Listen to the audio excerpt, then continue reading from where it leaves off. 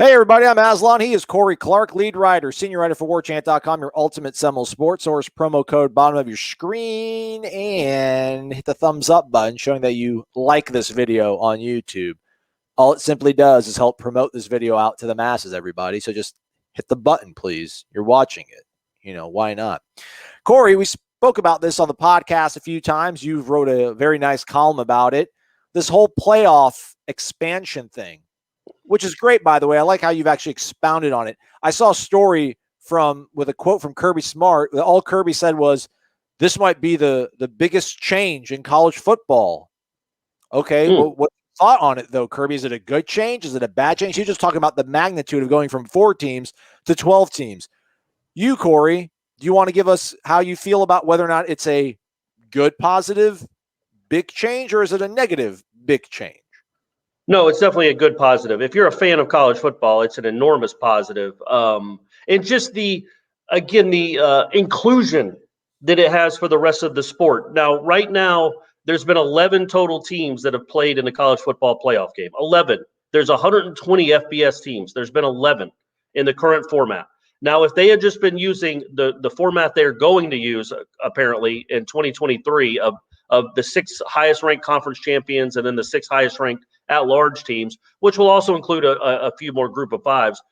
If they had used that formula the last 7 years, instead of there being 11 teams total, there would have been 40 different teams that have played at least one playoff game. 40, including teams like Mississippi State, Georgia Tech, Coastal Carolina last year. Now, does Coastal Carolina have a shot at winning a national championship? Are they going to roll through like LSU, Alabama, and Clemson? Of course not. No, Cinderellas don't really happen in college football. Eventually, you're going to get it. You're going to get the glass slipper ripped in half. But it's just cool that those teams get a shot to be in the playoff. It is cool to be included. Like, the beauty of March Madness isn't that some incredible out of nowhere American Athletic Conference team wins a national championship in March Madness. It's the upsets. It's pulling for the upsets. It's David getting a chance at Goliath. And now we're not talking about David's, like really tiny Davids. Georgia Tech is an FBS team. Mississippi State's an SEC team. But I do think Mississippi State playing Clemson, Mississippi State, who's never won anything in my lifetime. Can you name me 5 You could, Aslan, because you worked out there. Most of you couldn't name 9 players that ever played at Mississippi State without Dak Prescott. And so, but people would be rooting for that. They'd be rooting for San Diego State or Coastal Carolina or a BYU. But more than anything, that means that going into November, if there's 12 spots available, 12 legitimate playoff spots available, that means there's probably, what would you say, Aslan, in November, like November 5th, probably 20 to 24, 20 teams or so that are still in the running. Right now, there's about 7. And when Florida State loses 2 games early, like they typically do, that's a wrap. They have no chance. Now they still will. There will be a season to play.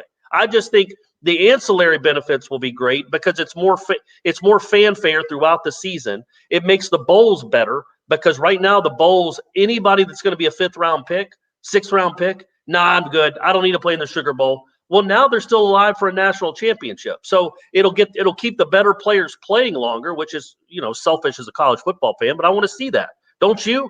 I can't think of a negative to this because what we've had since 2014 has been a debacle. It has just been gross. It has been almost unwatchable. And it's sterile, it's suspenseless, and we always know who those 4 teams typically are going to be. Oklahoma, Ohio State, Clemson, Alabama. That's it. That's who we're looking at almost every year. Now other teams will get a chance, and it makes it a harder run for those teams too. I mean, we do say those teams, but it's those conferences. Now, will those teams change atop those conferences? You would hope that if you're a Texas fan, that maybe Steve Sarkisian will start being able to win the Red River rivalry and get you into the playoff. And if you're a Florida State fan, you're thinking that maybe at some point you'll overtake Clemson. So maybe you want to be patient with the process and not be so anti with it. You're looking at, this is what the bracket would have been from last year had they used this 12-team sort of setup. The crazy thing is, I think about the Georgia Tech game in 2015 and walking out of Bobby Dodd Stadium with like that emptiness feeling in you that your whole life, everything just collapsed. Everything's over. You missed that field goal. If your winning streak is over, probably not making it to the national title game, everything is over. And, why would I want to experience that? I wouldn't want to have that. I'd want to be like, it's okay, everything's all right. But that's what made college football. That's why I grew to love it so much as a kid. It was so live and die every single week. And now when you start to season 3 and 2, you're like, well, you know what, man? If we run the table, we have a legitimate shot of getting into the playoff. Which, yeah, it's awesome. But I don't know, man. It's one of those sort of, collateral damage things that I don't know if unintended consequence, if you will. But I guess to your point, the pro outweighs the con because, and I think 2003 Florida State, like 2003 Florida State, when you lose to Clemson, and that's your second loss of the season back in 2003, you're still probably in the playoff. I mean, if there's a 12-team playoff in 2003, that Florida State team that ends up playing Miami again in the Orange Bowl that year, they're in the playoff, and that would have been great. So, well, and you think about even the 16 team with DeAndre, the one that lost to Louisville by 100 points, and then lost again in North Carolina, and then again to Clemson in a really close game. That team would have had a real chance to be in the top 12, and you would have been making arguments about, okay, yeah, I know there's 3 losses, but Florida State did hang with Clemson and had a lead in the fourth quarter, and kind of got a little jobbed by a bad block in the back call or an illegal block call that probably would have set up another touchdown. So I think what happens is, I grew up in the 80s, and in hindsight, my favorite part about the 80s and 90s was every week mattered. Mm-hmm. There was so much at stake. There was so much riding on it. The problem now is, because Florida State lost the game, typically they didn't have a shot. They would finish number 2 in the nation with 1 loss. Now looking back, they miss a kick in October. Now they can't be the best team in the country. Like, is that fair? Is that a fair way to decide a champion? I would also add this, like 5 of Alabama's championships have come with 1 loss on their ledger. So if you play in the SEC and you lose a game, you can still play your way in it. These other conferences, they've been living that 80s life forever. But the SEC lives by different standards. If they lose a game, they can still get in. Now it kind of evens the field where other conferences get to enjoy what it's like to be an SEC team and still be in the conversation with 1 or 2 losses. Look at the Gators. The Gators would have made with 3 losses. Like that. No, come on. Look what they have to go through. Like, you got to beat Iowa State, which is, they probably could have beaten Iowa State. Then you got Ohio State. Then you got Clemson. I mean, if they would have gone through that gauntlet to win the national championship, then, hey, man, you deserved it. But my point being, as much as I long for kind of those days where that ship has sailed, and it sailed a while ago, that where losses in the regular season were so crushing, where they mattered so much, that kind of has sailed anyway to an extent. And I think the payoff of, okay, you lost this game in October, but it doesn't feel like the end of the world. That, like we've talked about on the podcast, if the kick 6 happened today, not even in 2023, I'm talking about this year, Alabama fans would know they'd probably still be in the playoff, even with that loss. So it takes the sting away. And that does hurt the sport a little bit. Like, it does hurt the fan, in my opinion, the stakes. But, the NFL does okay. You know what I mean? Like, the Bucks lost a few games in September, if I remember correctly. They looked bad on a couple occasions. I think they still deserved a championship. And college football has always had this problem of its postseason being so bizarre and so weird, and the best team in the country sometimes didn't even get to play for the championship. A lot of times, if you're a Florida State fan, you know that. So I think the trade-off of, okay, you lose the stakes in September and October. Those go down. They're diminished a little bit. Florida State can lose by 35 points and still know if they win out, they can play for and win a national championship. But the trade-off is, think of all the games in November that are really going to matter. Really matter. Like, there will be 15 games every week, 10 to 15 games every week that have true playoff implications. Well, like, does Alabama, I think that's Alabama good for the sport. LSU, but will Alabama LSU in November really matter that much? It's like, hey, we're both still going to make it. Like, no, but it depends on the records, right? Like, if LSU's got 2 losses, yeah. If they lose the 3rd time and they're 14th in the country, they can't work their way back up there. I do think that matters. I think we have to look at it like the NFL. Like, the Falcons are 1 game behind in the wild card. If they lose this game coming up, they're done. So I think there'll be consequences like that. And I just think it makes November, which to me has gone from awesome in college football to completely boring and almost I don't care about it. I care about the conference championship games and really nothing in between. But I think now November is going to be again. You're going to have 10 to 12 games a week that really, really matter. You're getting fan bases that have never experienced it before. The chance to get involved. Is Cincinnati going to win a national title? Of course not. Not right now. They're not going to do it. But they get to be in a playoff, and that helps build the program, build the prestige of the program, and build the conference. In the column that I wrote on Warchant, I think one of the unintended consequences, or maybe it is intended, is think about, like right now, if I said, if we just kept this same format, how long do you think it would be till Florida State's a viable playoff contender? I mean, if it started in 2021, I would hope in 2022. You think Florida State would be a top 5 program in 1 year? Oh, I thought about time. I'm sorry. I thought time. No, I'm sorry. I'm talking about if we kept the same format. Yeah, half a decade, right? Probably. Yeah. Probably later than that. No. I think right now, by the time this thing starts, I think a lot of people watching this video right now think Florida State could very well be a top 15-ish program in that neighborhood, top 15, top 20. Well, man, if you're top 15 or top 20 in that neighborhood, you're in the playoff hunt.